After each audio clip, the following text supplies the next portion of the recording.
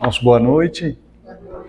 Que Jesus, em sua paz, bondade e amor, possa nos abraçar e que possamos encontrar aqui o que estamos a buscar, o que é de perene para as nossas vidas, né? Aquilo que os ladrões não roubam e as traças não corroem. É uma alegria poder estar aqui pela primeira vez, a convite do Paulo, e aí referendado por toda a casa.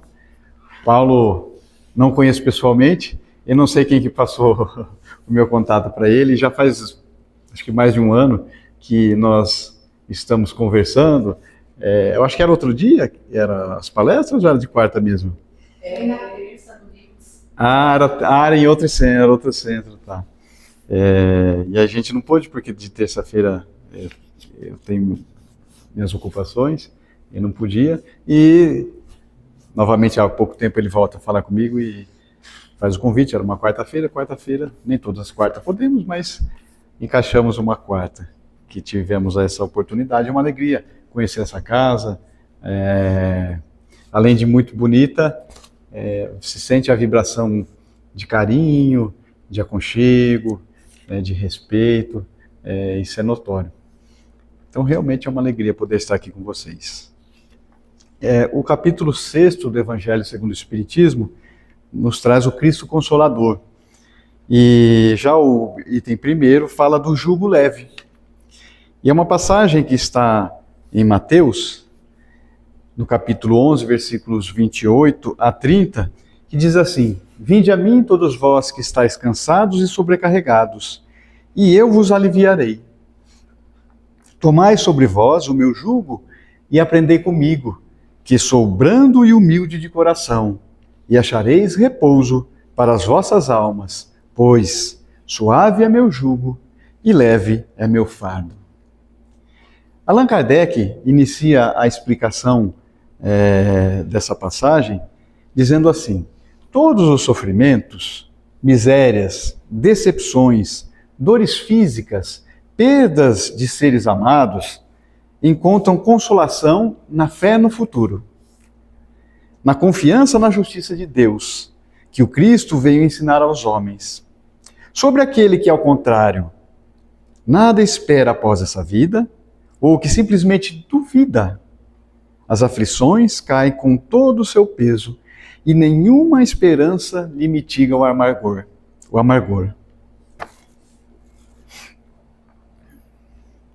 O chamado de Jesus: Vinde a mim, todos vós que estáis cansados e sobrecarregados, que eu vos dou alívio.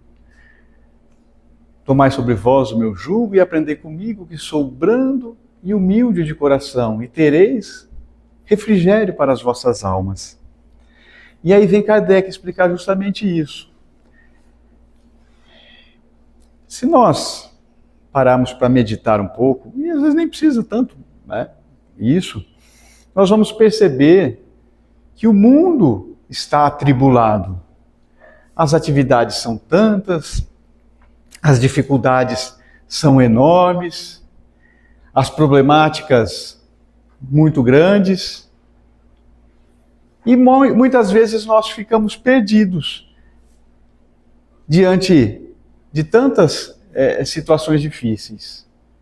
E aí vem Allan Kardec falar que todas as dores, sofrimentos, decepções, perda de seres amados, tudo isso encontra consolo na fé no futuro. Por outro lado, se nós duvidamos, todos esses problemas, essas dores, essas dificuldades, caem com um peso enorme sobre nossas costas e muitas vezes nós não conseguimos e sucumbimos às dificuldades. Meimei tem uma mensagem que ela fala justamente dessa perda da fé. A dificuldade que é viver sem a fé. Ela diz assim: não percas a tua fé. Uma mensagem de Meimei pelo nosso querido Chico Xavier. Ela diz assim: ainda que os teus pés estejam sangrando, segue para a frente, erguendo-te por luz celeste acima de ti mesmo. Essa parte dessa mensagem de Meimei me fez lembrar muito Madre Teresa de Calcutá. Madre Teresa de Calcutá, ela dizia assim: que nós não devemos parar nunca, que nós temos sempre que estar em movimento. Ela diz assim: corra. Se não tem condições, caminhe, vá andando. Se não consegue caminhar, se arraste, mas jamais pare. E é isso que Meimei vem falar. Ainda que os pés estejam sangrando. Dr. Bezerra de Menezes vem falar: ainda que os nossos pés estejam sangrando e os nossos joelhos estejam desconjuntados, mas mantenhamos o passo. A necessidade de nós continuarmos. E o que vai fazer continuar? É justamente a fé. Continuando aqui, Meimei fala assim: de todos os infelizes, os mais desditosos são os que perderam a confiança em Deus e em si mesmos, porque o maior infortúnio é sofrer a privação da fé e prosseguir vivendo. Olha a profundidade dessa mensagem. E muitas vezes, quando nós passamos por situações difíceis e temos alguma dúvida, é justamente isso que acontece. O maior infortúnio é sofrer a privação da fé e prosseguir vivendo. Vem nos falar Meimei sobre isso. Ser privado da fé e prosseguir vivendo.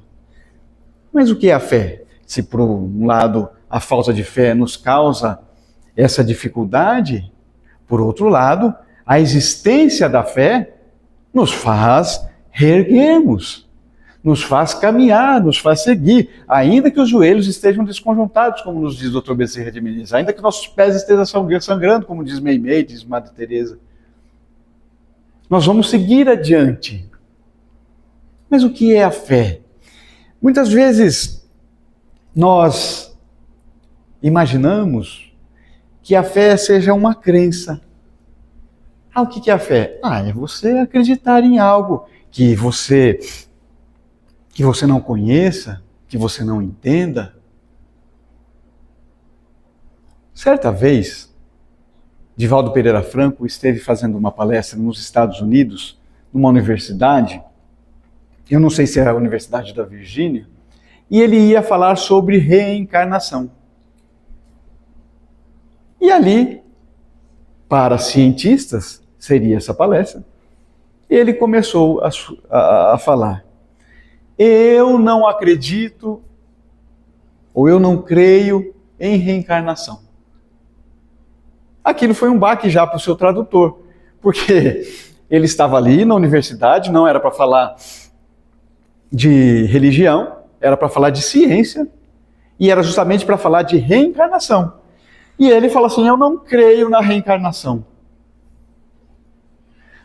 O seu tradutor olhou para ele e disse: o que é isso? Eu não vou traduzir isso. Como é que eu vou traduzir? Eles vieram aqui para ouvir sobre reencarnação e você fala que não acredita na reencarnação? Pois é, traduz aí, disse Divaldo. Não vou traduzir não, disse de volta o responsável pela tradução. E o Divaldo diz então que ele arranhou lá o seu inglês e conseguiu falar em inglês que ele não acreditava na reencarnação. A plateia ficou abismada, né? Os olhos se abriram. Aí ele continua: eu não acredito na reencarnação. Eu tenho certeza da reencarnação. Diferente. Muito diferente. E assim é a fé. Não é acreditar por acreditar. É acreditar porque sabe. É ter a certeza da providência divina, que não desampara seus filhos. É ter a certeza que somos espíritos imortais e que aqui estamos no mundo de provas e expiações para nos melhorar. É a certeza que nos vai fazer caminhar, de prosseguir, de ir adiante, ainda que as dificuldades estejam sobre o nosso caminho, à nossa frente. Quem é o símbolo da falta de fé? Que a gente fala assim, eu só acredito vendo. Tomé. Tomé, quando Jesus passou a aparecer, após a ressurreição, nunca ele estava presente. Certa vez, Jesus aparece a portas fechadas, eles estavam num local, e que as portas fechadas, Jesus apareceu. Falaram para Tomé, Tomé, eu não acredito. Só se ouvir e tocar as suas chagas. E o que aconteceu? As portas fechadas, Jesus aparece e diz, paz seja convosco. Tomé, toque as minhas chagas. E Tomé foi lá, tocou. Eu creio, Senhor. Feliz tu és por ter visto e acreditar e crer. Mas bem-aventurado é aquele que crê sem ter visto. Essa passagem também, muitas vezes, pode ser interpretada de uma maneira equivocada para o direcionamento à fé cega. Eu tenho que acreditar sem entender. Mas se nós formos meditar e estudar justamente essa passagem, por que Jesus disse isso a Tomé? Bem-aventurados aqueles que creem sem ter visto.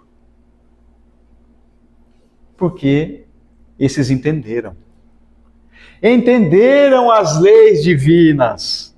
É o que Kardec nos diz. Fé inabalável só aquela que pode encarar frente a frente a razão em todas as épocas da humanidade. Crê porque entendeu. As leis divinas, nós vamos pegar o Livro dos Espíritos, a partir da questão 614. O que é a lei natural? Pergunta Allan Kardec. É a lei de Deus. É a única verdadeira para a nossa felicidade. Ensina-nos o que fazer e o que não fazer. E só somos infelizes porque nos desvirtuamos da aplicação dessa lei. E ali Kardec vem e divide as leis em 10. Desde a lei de adoração, a lei de trabalho, lei de criação, lei de destruição, a lei de permanência, que é a de conservação, a lei de sociedade, lei de progresso, lei de igualdade, lei de liberdade, lei de justiça, amor e caridade, que os Espíritos vêm e falam, olha, perfeita a sua divisão, mas de todas essas, a lei de justiça, amor e caridade é a mais importante, porque resume todas as outras. Conhecendo essas leis, entendendo essas leis, fortalecida estará a nossa fé, porque nós vamos ser bem-aventurados por acreditar sem mesmo ver. Tem muitos que são médios que vêm, ouvem, psicografam, mas tem muitos aqui que não são, como nós. Aqueles que veem, a mediunidade de evidência, que beleza. Mas a força do Espiritismo não está nos efeitos mediúnicos, nos fenômenos mediúnicos. A força do Espiritismo está justamente na razão que ela proporciona.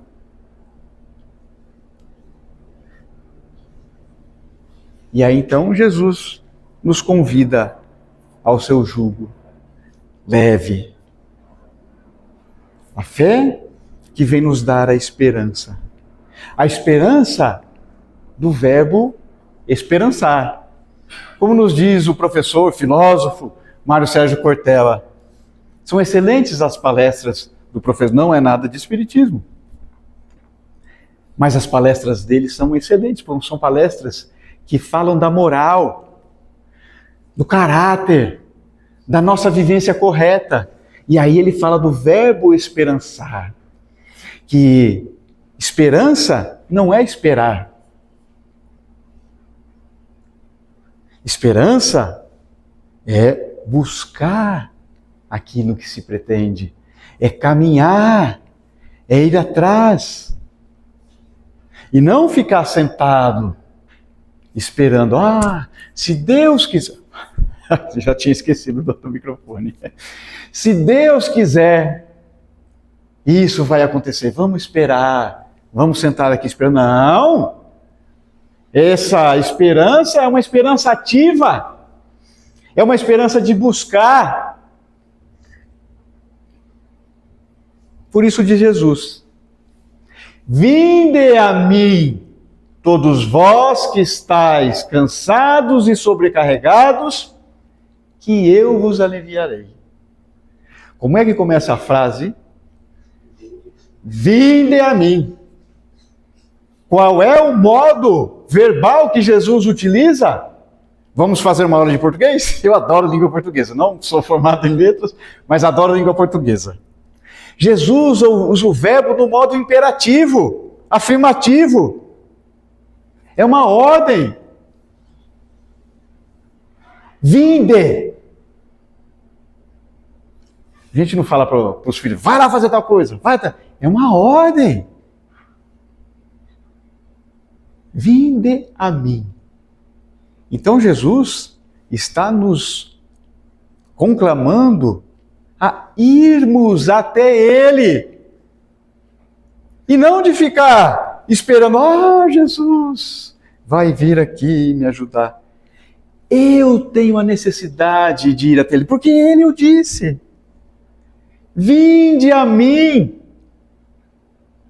todos vós que estáis cansados e sobrecarregados, que eu vos concederei alívio. Então, além de Jesus mandarmos ir até Ele, e se nós formos analisar os evangelhos e ver as várias situações, as pessoas iam até Jesus.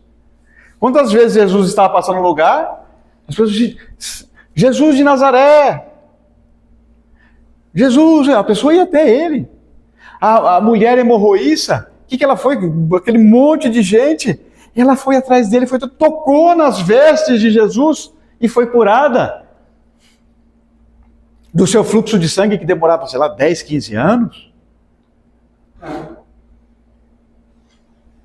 Bartimeu foi até Jesus, o cego Bartimeu, percebendo que Jesus estava lá na sua cidade. Senhor Jesus, filho de Davi, me ajuda. E aí Bartimeu vai até Jesus, porque Jesus para diante do chamado de Bartimeu e fala, pode mandar vir.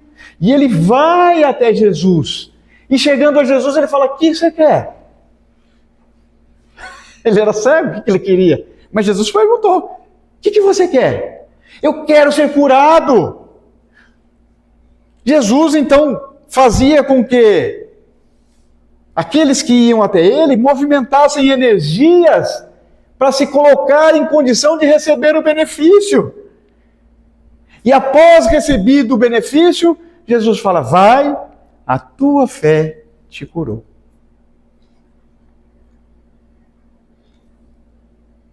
Vinde a mim, todos vós que estáis cansados e sobrecarregados, que eu vos darei alívio. Muitos desses que Jesus curou voltaram a adoecer. A grande maioria voltaram a adoecer. Por quê? Porque na verdade, Voltaram a pecar de novo. Voltaram na mesma vida equivocada. Nos mesmos erros, voltaram. Porque Jesus, ele não promete que ele vai nos curar. Ele nos promete alívio nas nossas dificuldades. Eu não estou inventando nada. Está aqui, acabamos de ler. Vinde a mim, todos vós que estáis cansados e sobrecarregados, que eu vos darei alívio. Então ele não fala que ele vai resolver os nossos problemas, porque ele fala, ele nos ensina a meritocracia. A cada um é dado de acordo com as suas obras.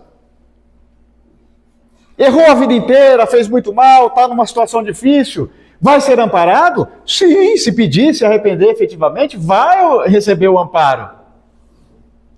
Mas não tem o mesmo mérito daquele outro, que conseguiu, e já está numa condição mais elevada, de levar a vida de uma maneira mais correta.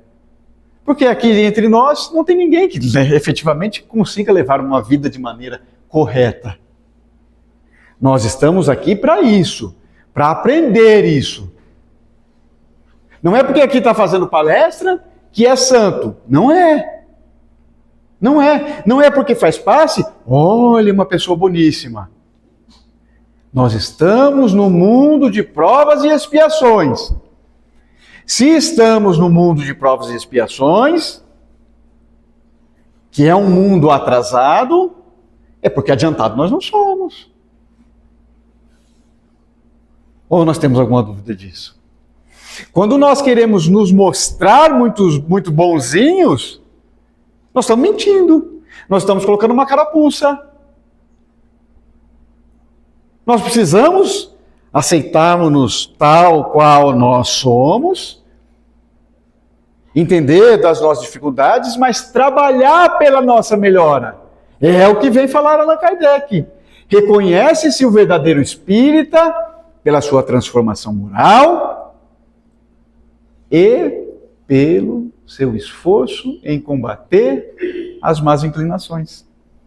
Kardec já sabia de tudo isso. Se é reconhecido o verdadeiro espírita pelo seu esforço em combater as más tendências, as más inclinações, é porque nós temos más tendências, é porque nós temos más inclinações. E quem que vai nos auxiliar? A lei, Jesus. Vinde a mim, disse ele, todos vós que estáis cansados e sobrecarregados, vou dar alívio. Ou seja, eu estou numa situação onde eu não tô, do jeito que eu estou, realmente não aguento. Não aguento levantar e seguir adiante. Então vem Jesus nos conceder alívio.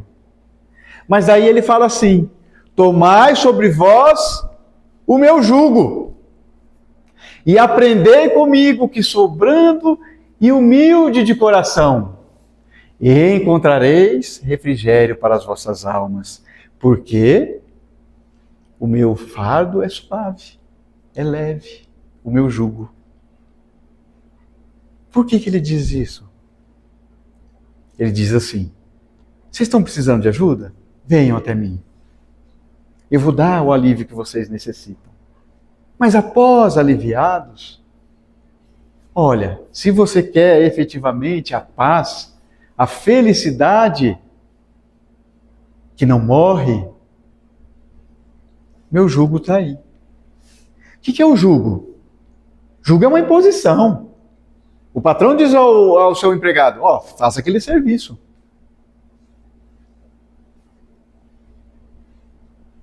Assim como ele falou, vinde, né, como uma imposição, como ordem, meu jugo. Mas no jugo dele, ao contrário do que nós vemos nesse mundo ainda muito injusto, em que o jugo daqueles de muitos poderosos ainda é um jugo injusto e cruel, muitas vezes agressivo, o jugo de Jesus, ele nos diz que é leve. Qual é o jugo de Jesus? Que não a aplicação da lei por ele ensinada. Amar a Deus sobre todas as coisas e amar ao próximo como a si mesmo. É a lei de amor. É a vivência da lei de amor. Mas o amor é eu ter que gostar de todo mundo? Eu ter que parecer bonzinho para todo mundo? Porque como nós estávamos dizendo, né? Quando nós queremos ser muito bonzinho, nós temos que colocar uma máscara e chega uma hora que nós não conseguimos sustentar isso. Porque nós ainda não adquirimos aquela base realmente firme, moral, de que nós necessitamos. E aí, às vezes, nós fingimos uma coisa que nós não somos. Então, essa vivência dessa lei nos solicita que, em primeiro lugar, nós nos amemos. Amar a Deus sobre todas as coisas e amar ao próximo como a si mesmo. Então, assim, como é que eu vou amar a Deus que eu não conheço, se eu sequer amo o próximo, que eu estou presente todo dia? Mas como é que eu vou amar ao próximo se eu sequer me amo?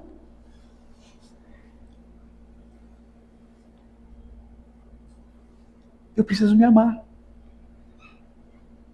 Ou seja, eu preciso ter uma conduta correta, eu preciso buscar essa conduta correta. Porque muitas vezes o amor que é tido como sentimento, Jesus, quando usava em várias passagens que ele usou, ele não usava o amor no sentido de sentimento. Ele usava justamente no sentido de conduta. O amor que vem do grego ágape. E não o amor eros de paixão. Muitas vezes ele não usava isso, ele usava o amor que vem do grego ágape, que é conduta, que é postura. A postura correta. Fulano me fez mal. Não posso fazer nada. Não é porque ele me fez mal que, em razão do mal dele, eu vou me tornar mal também. A gente vê em algumas situações. Meu namorado, minha namorada, marido, mulher me traiu. Então o que eu faço? Traio também. Vou fazer a vingança, vou trair também. Então, vou deixar de ser digno por causa da conduta indigna do outro? Quem vai responder pela conduta dele e dela? Ele ou ela. Agora, a conduta minha é minha. Só eu que vou responder. Então, se eu perdoei, que seja perdoado efetivamente. Porque se eu perdoei simplesmente para me vingar depois, eu não perdoei coisa nenhuma. E na verdade estou fazendo mal a mim mesmo, estou me enganando a mim mesmo. Aplicação da lei do amor. Como nós dissemos, não é sentimento, e sim postura. Através dessas vivências, então, aprendendo-nos a amarmos a nós próprios, nós vamos conseguir amar ao próximo. Muitas vezes nós cometemos erros, e às vezes nós somos muito duros com nós mesmos, e aí nós começamos uma autoflagelação, e entramos até num processo depressivo. Eu errei, como é que eu errei?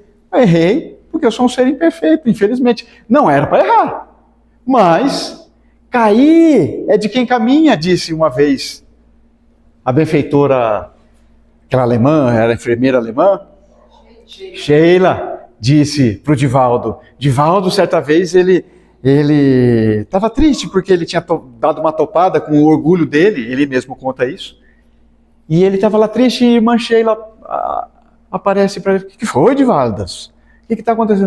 Minha irmã, eu dei uma topada com o meu orgulho e hoje fiquei deprimido, estou triste.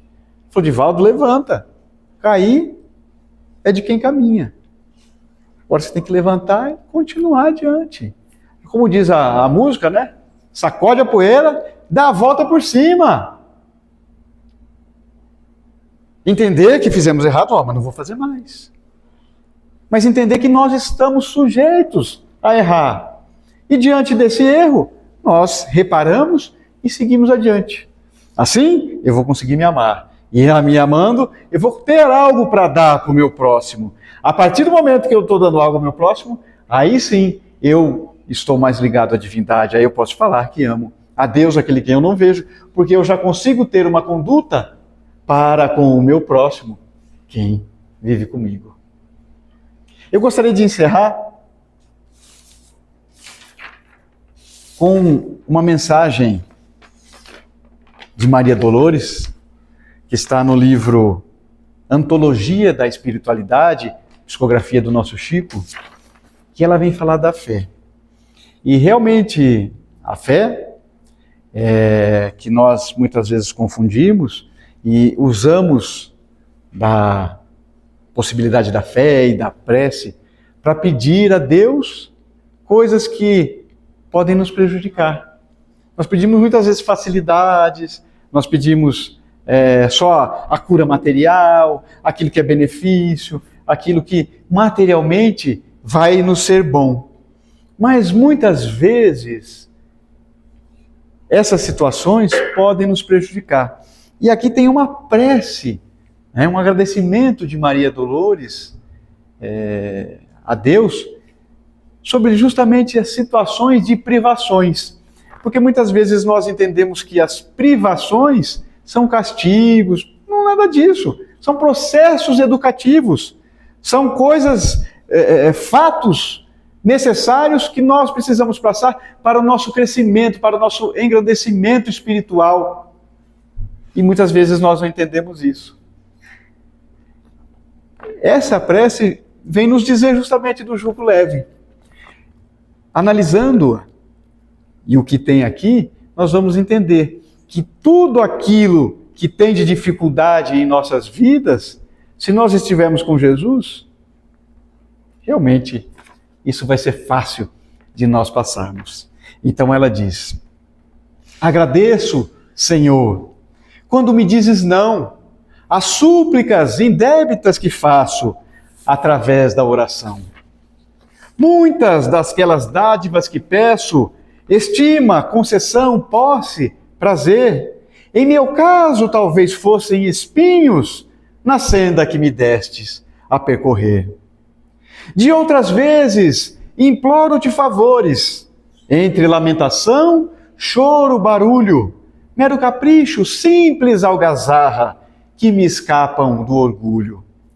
Existem privilégios que desejo, reclamando-te o sim, que se me florescessem na existência, seriam desvantagens contra mim. Em muitas circunstâncias, rogo afeto, sem achar companhia em qualquer parte. Quando me dás a solidão por guia, que me ensine a buscar-te, que me inspire a buscar-te.